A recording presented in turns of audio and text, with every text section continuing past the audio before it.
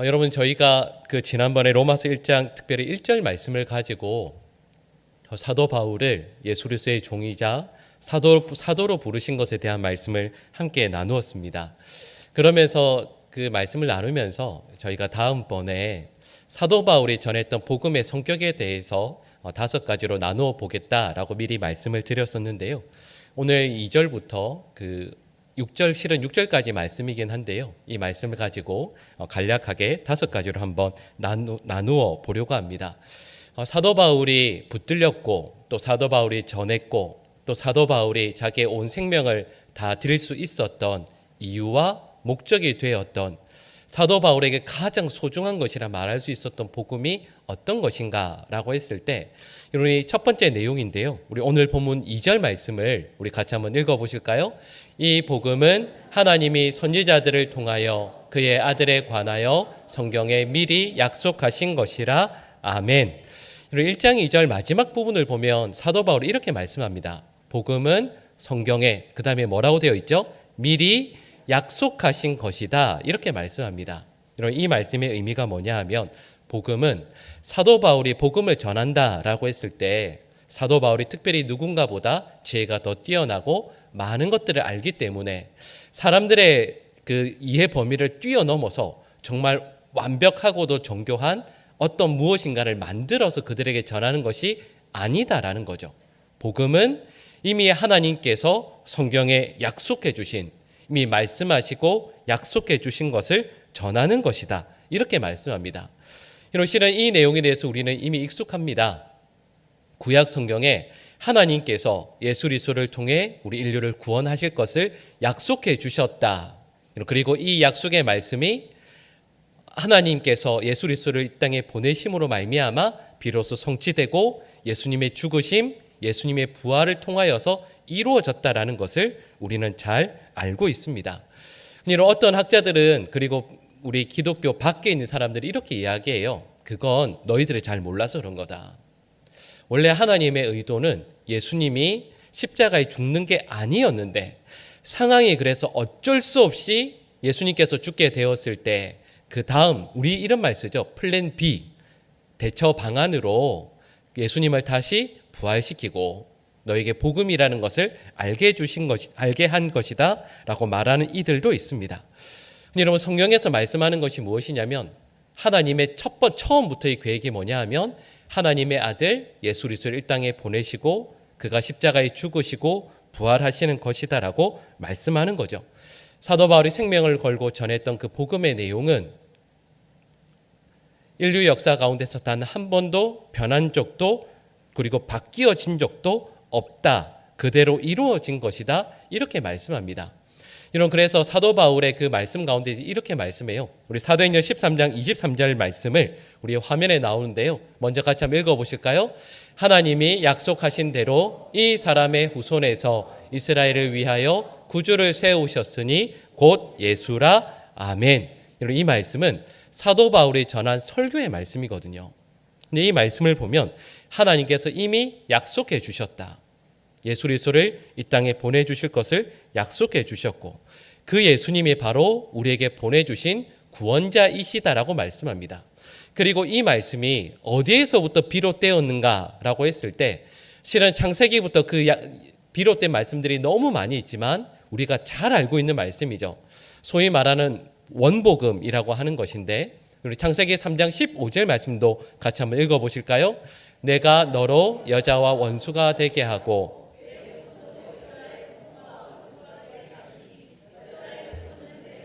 상하게 할 것이요 너는 그의 발꿈치를 상하게 할 것이니라 하시고. 아멘. 이 말씀의 의미를 우리는 잘 알고 있습니다. 이미 아담과 하와가 범죄한 그때부터 하나님께서는 예수 그리스도를 통해서 인류를 구원하실 것을 작정하셨다라는 것을 우리 창세기 3장 15절 말씀을 통해서 깨닫게 됩니다. 그리고 실은 구약 성경에서요, 예수께서 이 땅에 오시고 예수님을 통해서 구원받게 하실 것이라는 관련된 약속의 말씀이 구약 성경에 300번 정도가 나옵니다. 이미 약속해 주시고 약속해 주신 그 말씀들을 하나님께서 한 번의 변화도 없이 반드시 이루어내셨다라는 것이 저와 여러분들이 늘 지금까지 배워왔던 말씀입니다. 여러분, 그래서 우리가 알고 있는 말씀들 가운데서도요, 이사야 7장 14절 말씀하시죠. 처녀가 잉태하여 아들을 낳을 것이고 그 이름을 임마누엘이라 할 것이다. 그리고 그 말씀이 예수님에게 이루어지게 되죠. 이사야 53장 말씀은 고난받는 메시아에 대한 말씀입니다. 유대인들의 생각, 그리고 그들이 지금까지 이해해왔던 것과는 전혀 다르게요, 우리를 위해 오실 그 메시아는 영광 가운데 왕이 아니라 우리를 위해 직접 순환받으시고 죽으실 왕으로 말씀하고 있습니다. 미가서 5장 2절 말씀은 그 예수님께서 베들레헴에 태어나실 것을 말씀하고 있고요. 그리고 스가랴 9장 9절 말씀은 그 예수님께서 나귀를 타고 입성하실 것 또한 말씀하고 있습니다. 시편 22편 말씀은 친히 고난당하실 예수님에 대해서도 말씀하고 있죠. 말씀드렸던 것처럼 그 300곳에 이르는 그 말씀들을 통해서 예수님이 이렇게 오실 것이고 이렇게 사역을 하실 것이고 이렇게 죽으실 것이고 이렇게 부활하셔서 우리의 왕이 되실 것을 이미 약속해 주셨습니다. 여러분, 그러니까 사도 바울이 전하는 복음은 많이 배운 내가 혹은 누군가와 작당해서 만들어낸 그 무엇인가가 아니라 하나님께서 이미 약속해 주신 것을 전하는 것이다 말씀하는 거죠. 여러분, 예전에 아마 이런 말씀을 제가 잠깐 전했던 기억이 납니다. 여러분, 혹시 종교학 시간에 그런 거 배우셨는지 모르겠어요.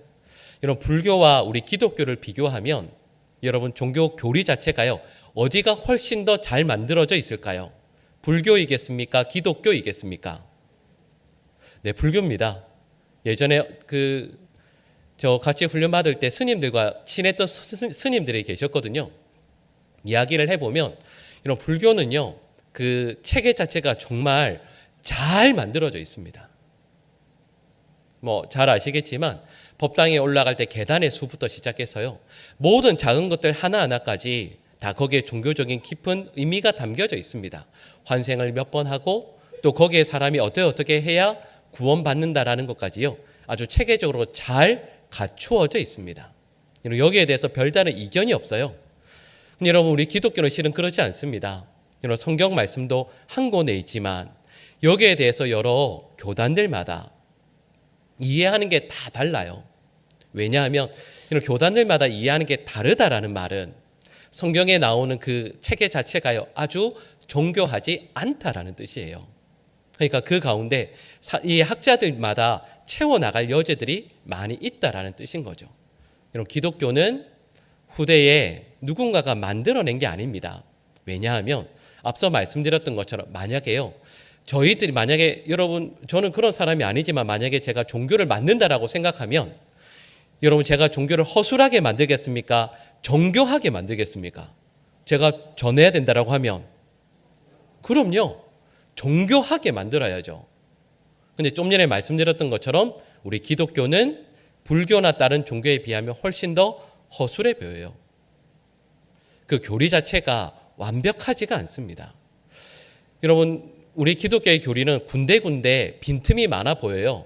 그리고 그걸 우리는 뭐라고 이야기하냐면 우리는 은혜 혹은 믿음으로 그 사이들을 메워 나가야 돼요. 그러니까 우리 기독교는 불교에 비하면 훨씬 더 허술해 보입니다. 사도 바울이라고 몰랐겠습니까? 하지만 사도 바울이 그 모든 것들을 자기의 어떤 생각으로 채우는 것이 아니라 복음을 복음대로 전하는 이유는 말씀대로 이 모든 것들이 이미 선지자들을 통하여 예언된 것을 사도 바울이 전하는 것이기 때문입니다. 사람의 지혜로 만들어낸 것이 아니라 처음 우리가 읽었던 창세기 말씀처럼 하나님께서 주시겠다고 약속해 주신 그 약속의 말씀을 사도 바울이 그대로 전하는 것이죠. 그래서 복음이라는 것은 누군가가 만들어내는 것이 아니라 하나님의 뜻을 선지자들을 통하여 계시해 주신 것을 그대로 대를 이어서 전하고 그것이 성취되어 이루어진 것을 전한다라는 것을 우리는 알게 됩니다. 두 번째 성격인데요, 복음이 어떤 것인가 라고 했을 때 우리 오늘 본문 3절 말씀을 우리 같이 한번 읽어보실까요? 그의 아들에 관하여 말하면 육신으로는 다윗의 혈통에서 나셨고 아멘. 그리고 3절 말씀을 읽었는데 실은 이어지는 4절까지 말씀을 종합하면 복음이 어떤 것인가라고 했을 때 쉽게 말하면 이거예요. 여러분 1장 3절 앞부분을 보시면 복음은 어떤 것인가? 누구에 관한 거라고 되어 있죠? 그의 아들에 관하여 이렇게 되어 있습니다. 여러분 실은 여기에서 복음이 어떤 것인가라고 했을 때 복음은요 쉽게 이렇게 말씀드릴 수 있어요. 복음은 누구에 관한 것일까요? 예수님에 관한 것입니다. 이런 이 복음은 예수님에 관한 것 이렇게 하면 그게 무슨 의미가 있나 싶으시겠지만 여러분 이 내용 우리한테 한번 적용해 볼까요? 자 여러분 복음은 여러분 이렇게 두 가지 중에 하나를 선택해 볼까요? 복음은요 예수님에 관한 것입니까? 우리에 관한 것입니까? 네, 복음은 예수님에 관한 거예요. 여러분 근데 방금 말씀드린 이 내용이 정말 중요해요. 왜냐하면 우리는 복음을 나에 관한 것으로 받아들여요. 무슨 말씀이냐면 여러분 우리 복음의 내용은 알고 있죠. 예수 그리스도를 나의 구주로 믿고 고백하는 것에 대한 내용입니다. 근데 그 다음을 우리는 이렇게 생각해요. 그렇게 한 다음에 복음을 통해서 얻고자 하는 게 있어요. 얻고자 하는 모든 것들이 뭐에 관계된 거냐면 나에 관계된 거예요. 우리 복음을 믿어서 우리가 바라는 핵심이 있습니다. 그게 뭐냐 하면 이런 복음을 받아들여요. 예수님을 믿습니다. 그 다음에 우리가 바라는 게 뭐죠? 예수님을 믿어서 어떻게 하면 더 건강해질 것인가? 신앙생활해서 복음을 받아들여서 내가 더 어떻게 하면 부유해질 것인가? 어떻게 하면 이 세상에서 잘 살 수 있을 것인가? 복음을 받아들여서 내 자녀들이 어떻게 하면 더 잘 될 것인가? 쉽게 말씀드리면 복음으로 인해서 내가 더 어떻게 하면 행복하게 살 수 있는가를 우리는 생각하고 있습니다. 근데 이런 본문은 이렇게 말씀하는 거예요. 이런 복음의 핵심은 처음부터 끝까지 누구에 관한 것이라고요? 예수님에 관한 겁니다. 복음은 예수님에 대한 거예요. 예수님께서 우리의 삶 전부에 예수님께서 오시고 예수님의 죽으심, 예수님의 부활, 예수님의 영광 가운데 승천하신 그 모든 것들이 내 삶에 어떤 영향을 끼치게 되는가? 그 예수님께서 나와 함께 하시게 될 때 예수님께서 나에게 주시길 원하시는 것, 나에게 베풀길 원하시는 것들이 무엇인가를 알아가는 것이 복음에 대한 내용이에요. 그러니까 쉽게 이렇게 말씀드릴 수 있습니다. 복음은 예수님에 대한 것이 전부예요. 여러분 여기에 우리가 얻을 수 있는 그 어떤 것, 우리가 뭔가 예수님을 통해서 얻고자 하는 것, 여러분 이건 전부 다 한참 뒤의 얘기예요. 복음의 전부는 예수님에 대한 것이라고 말할 수 있습니다.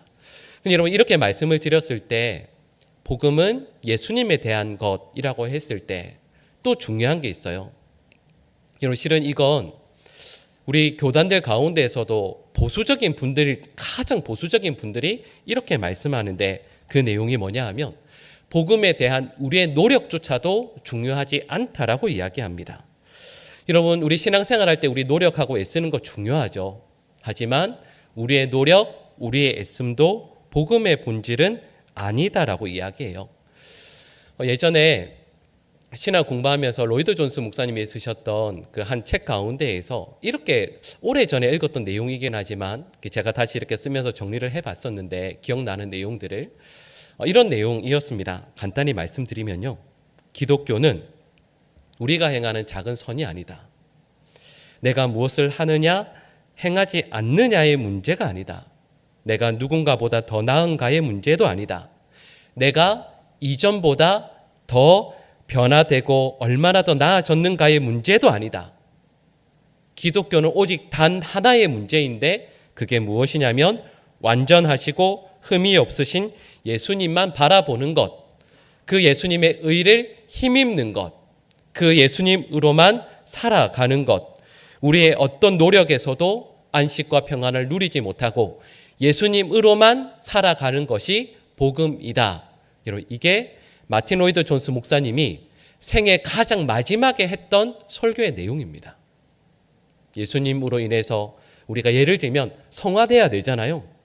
근데 이 목사님은 성화되는 것도 나중 일이다. 그게 우리 복음의 본질이 아니다. 내가 예수님을 얼마나 닮아가는가, 내가 예수님으로 인해서 얼마나 변화돼, 그건 복음의 나중 일이고, 진짜 복음은 오직 예수님이 내 삶의 처음이자 마지막까지 되는 것, 예수님을 본받는 종교가 기독교가 아니라 오직 예수님의 보혈을 힘입어 하나님 앞에 나아갈 수 있는 담력을 얻는 것이 기독교이다. 이렇게 말씀해요. 실은 이렇게 말씀을 드리면 우리 신앙생활 할 때 예수님을 닮기 위해 애쓰고 노력하고 신앙생활 열심히 하기 위해서 최선 다하고 이 모든 것들 실은 너무 귀한 일이죠. 근데 사도 바울이 선포하는 것도 좀 전에 말씀드렸던 것처럼 우리 삶 가운데에서 복음이라는 건 우리의 어떤 노력이나 어떤 행위도 아니고요. 오직 예수님으로만 이 하루를 살아가는 것, 오직 예수님만 우리 삶의 이유와 목적이 되는 것, 이것이 바로 복음의 가장 중요한 내용이라 말씀하는 거죠. 근데 여러분, 여기에서 중요한 게 이거예요. 복음의 삶을 살아간다라고 했을 때 우리의 애씀, 우리의 노력, 이 모든 것들조차도 주님의 은혜 아니고서는 불가능하다라는 것. 우리가 뭔가를 잘해서 이 자리까지 있는 게 결코 아니라 예수 그리스도로만 살아갈 수 있음을 고백하는 것, 내 삶의 전부가 예수님 되는 것, 이게 참된 복음이라고 말씀하고 있습니다. 그래서요, 세 번째 성격이 이렇게 말씀드릴 수 있어요. 우리 1장 5절 말씀 전반부 내용인데요, 우리 노란색 부분만 같이 한번 읽어보실까요? 그로 말미암아 우리가 은혜와 사도의 직분을 받아 그의 이름을 위하여 아멘. 여러분, 1장 5절 노란색으로 되어 있는 가장 앞부분과 가장 끝부분을 종합해 보면 이렇게 말씀드릴 수 있습니다. 그로 말미암아, 그리고 그를 위하여, 그리고 이 두 가지를 합치면 이렇게 말씀드릴 수 있죠. 복음이라는 것이 무엇인가? 우리 삶의 동기와 목적이 오직 예수님이 되는 것, 그것이 바로 복음이라 말할 수 있습니다. 쉽게 말씀드리면 이거예요. 여러분, 오늘 아침에 출근하신 분들도 계셨을 거예요. 오늘 왜 출근하셨죠? 직장에 왜 출근하셨죠? 이렇게 했을 때 세상에 많은 사람들 당연히요, 돈 벌려고 하지 않겠습니까? 그런데 좀 전에 읽었던 말씀의 내용을 쉽게 말씀드리면 이거예요. 오늘 왜 출근하셨죠? 예수님을 위해서. 오늘 하루를 왜 살았습니까? 일어났더니 생명이 주어졌으니까. 그게 아니라 이 하루를 살아가는 것도 예수님을 위해서. 자녀들이, 학생들이 학교에 가는 이유가 무엇인가? 라고 했을 때 공부 잘해서 앞으로 좋은 일들이 내 삶에 펼쳐지도록 하기 위해서가 아니라 예수님을 위해서. 이런 그로 말미암아라는 이 내용을 고백하는 것이 바로 복음의 내용이라고 말씀하고 있는 거죠. 자녀를 교육하는 이유도, 우리가 교회를 섬기는 이유도 단 하나의 이유, 그로 말미암아라는 대답을 하는 것입니다. 예전에 어떤 목사님의 글에서 이런 내용을 읽은 적이 있습니다. 제가 그 글에서 보니까 한 선교사님에 대한 내용이었는데요. 그 선교사님의 성함이 박봉애 선교사님이었습니다. 이 여자 선교사님이셨는데 이분이 워낙 미국으로 이민을 가셔서 이제 작은 사업을 하시면서 자녀들 기르면서 사셨어요. 근데 그러다가 어느 날 이분이 내 삶을 이렇게 살면 안 되겠다. 내 삶을 좀 더 의미 있는 것에 투자해야 되겠다, 써야 되겠다라고 생각을 하고 미국에서 하시던 모든 사업들을 다 정리하셨습니다. 다 정리하고는 이분이 케냐로 가셨어요. 그리고 그곳에서 선교사로 섬기게 되었습니다. 그래서 이분이 선교사로 가셔서 7년 동안 열심히 사역하시면서 어떤 사역을 하셨냐면 그곳에 어려운 아이들을 위해서 아이들을 교육하고 또 하루에 한 끼만 먹던 아이들에게 선교하면서 하루에 3끼 먹을 수 있도록, 그리고 학교에서 공부할 수 있도록 이 모든 일들을 감당했습니다. 근데 7년 동안 사역을 하다가 이 선교사님이, 박봉혜 선교사님이 몸이 안 좋아지신 거예요. 건강이 좀 안 좋아지셔서 뭔가 있겠다 싶어서 다시 미국으로 돌아가서 건강검진을 했더니 직장암 3기였습니다. 근데 여러분, 말씀드렸던 것처럼 7년 동안 생명을 걸고 선교를 했는데 암 말기니까 하나님께 따지고 싶은 게 얼마나 많았겠어요. 우리 같으면 기도할 때 어떻게 하겠습니까? 근데 이 박봉혜 선교사님이 이렇게 말씀하셨어요. 하나님께 드린 첫 번째 기도가 이거였습니다. 하나님, 왜냐고 묻지 않겠습니다. 제일 첫 번째 드렸던 기도의 문장이 하나님, 왜냐고 묻지 않겠습니다 였습니다. 뒤에 나오는 내용이 이런 거였어요. 결국은 이 암의 과정들을, 힘든 과정들을 잘 이겨내고 통과하셨어요. 그리고 다시 케냐로 갔습니다. 그리고 케냐에서 어린아이들을 위한 사역을 계속 이어가셨어요. 근데 여러분, 그 다음에 어떤 일이 일어나게 되었냐면, 이 선교사님이 좀 전에 말씀드렸던 것처럼 아이들이 굶주리지 않도록 사역을 했거든요. 근데 그 다음부터 이 선교사님이 아픈 아이들한테 손을 얹고 기도하면 아이들이 낫기 시작했습니다.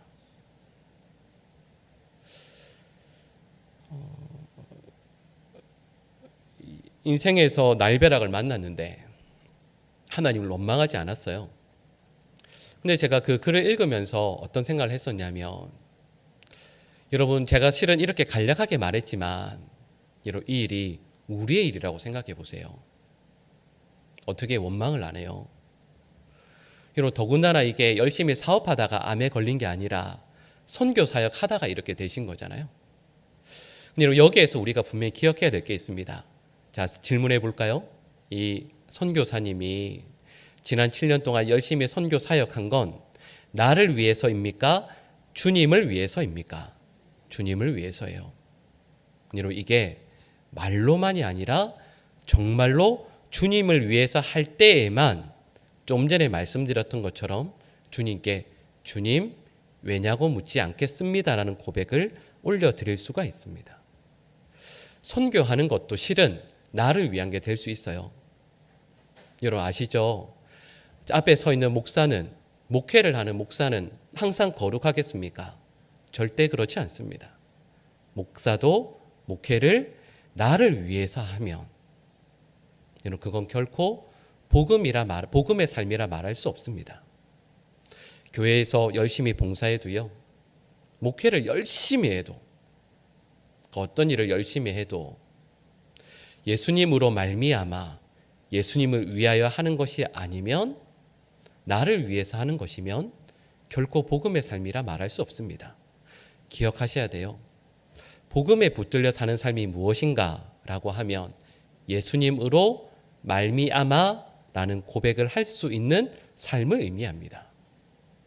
교회를 섬겨도, 신앙생활을 해도, 헌신해도 나를 위해서 하는 것이 아니라 예수님으로 말미암아 예수님을 위해 살아가는 그 삶이 진정한 복음의 삶이라 말할 수 있죠.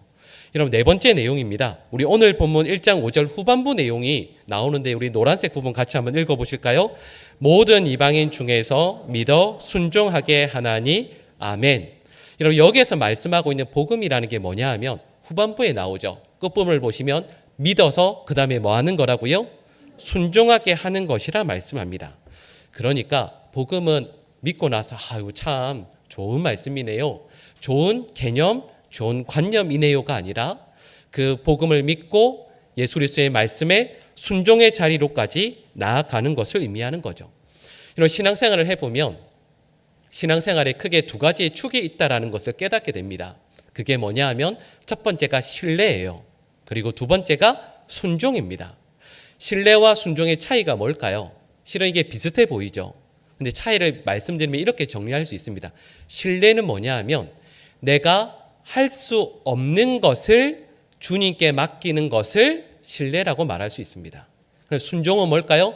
내가 할 수 있는 것에 따르는 것을 순종이라 할 수 있습니다. 여러분, 예를 들면 순종할 수 있는 것에 뭐가 있을까요? 여러분, 예배에 참여하는 건 신뢰의 문제일까요? 순종의 문제일까요? 순종이죠. 분명히 우리는 알고 있거든요. 하나님 앞에 나와 예배 드리는 것이 하나님의 뜻이라는 것을 알고 있습니다. 그러면 어떻게 하면 돼요?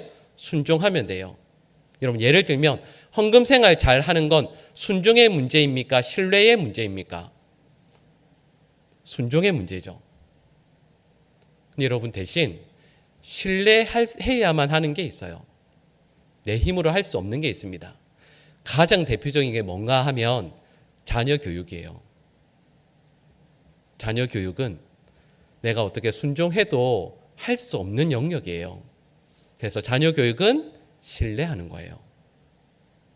근데 여러분, 제가 지금까지 목회하면서 보니까 신앙생활에 어려움이 있는 분들이 대부분 어떤 분들이냐면 순종과 신뢰를 바꾸어서 해요. 예배에 참여하는 걸 하나님 앞에 신뢰의 문제로 생각합니다. 그건 순종해야 될 문제인데, 헌금의 문제도 신뢰할 게 아니에요.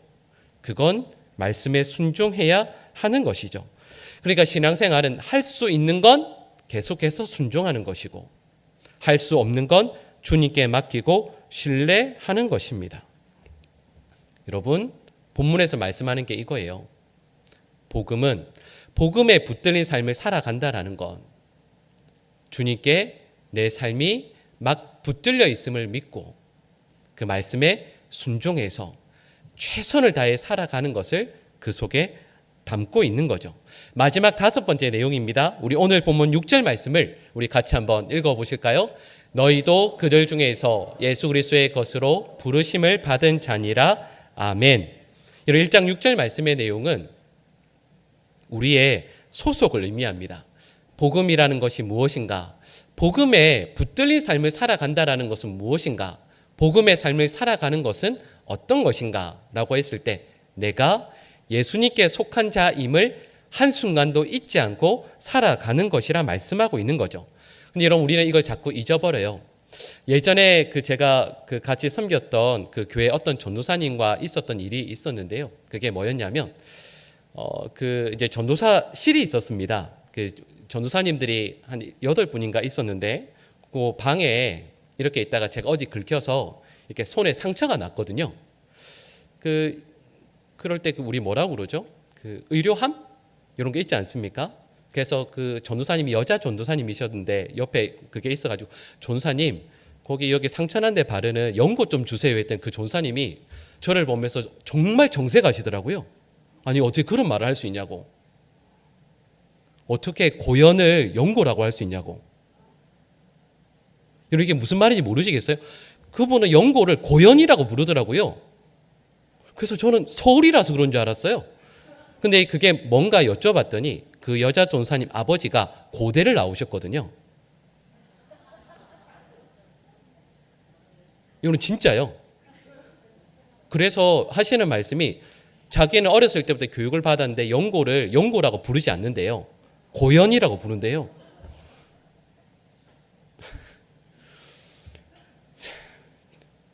여러분, 저도 어렸을 때 그 옛날에 그 연고전이라고 연고전 혹은 고연전을 TV에서 많이 봤거든요.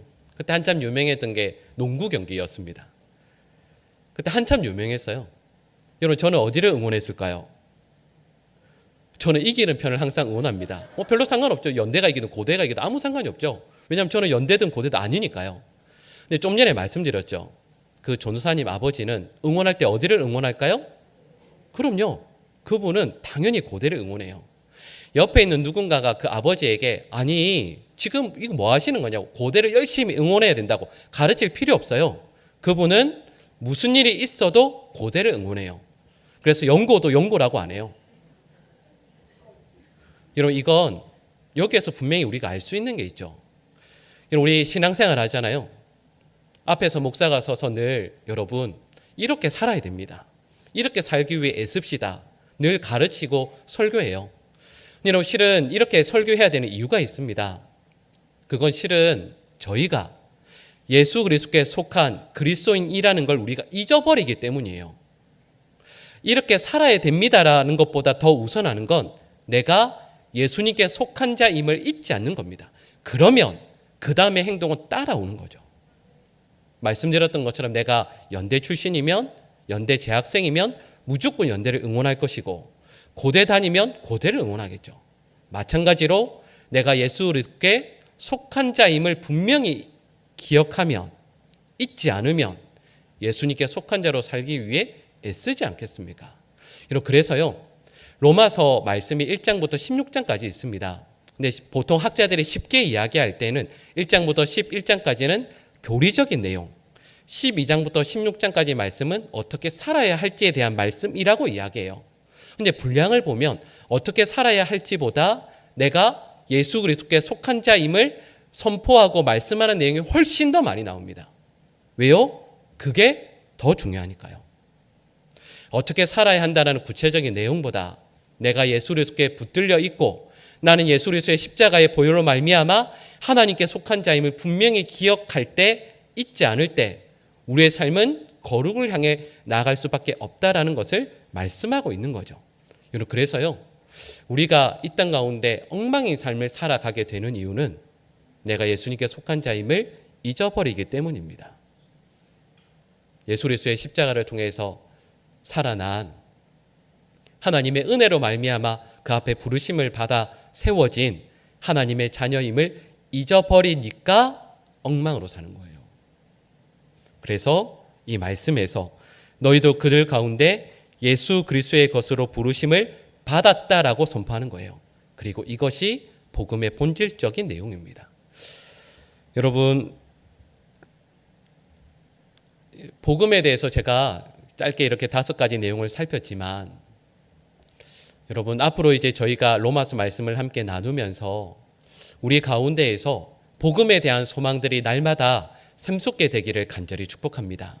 사도 바울은 복음을 위해서 자기의 온 생명을 다 바쳐서 충성하거든요. 예수님께 속하였고 또 예수님께서 내 삶의 전부이니까 누가 사도 바울에게 너 열심히 살아야 돼, 생명 바쳐서 헌신해야 돼, 다 나가서 어디든 가서 복음 전해 이렇게 이야기한 게 아닌데 그의 삶이 예수님으로 가득 채워지고 예수님의 붙들림을 받고 예수님의 속한 자임을 분명히 깨달을 때 사도 바울은 우리가 알고 있는 복음에 붙들린 삶을 살게 돼요. 여러분, 앞에 서서 목회자가 누군가 이렇게 살아야 됩니다라고 해서가 아니라 복음에 붙들리고 복음으로 가득하고 복음의 사람이 되어서 우리의 삶이 주님 앞에 온전하고도 바른 거룩하게 구별된 믿음의 삶을 살아가는 우리 모든 주의 백성들 될 수 있기를 간절히 축복합니다. 기도하겠습니다. 사랑의 하나님, 저희 모두에게 은혜 베풀어 주셔서 그 무엇보다 복음의 사람이 되게 하여 주시옵소서. 복음에 붙들린 자 되게 하시고 예수 그리스도의 사람 되게 하여 주시옵소서.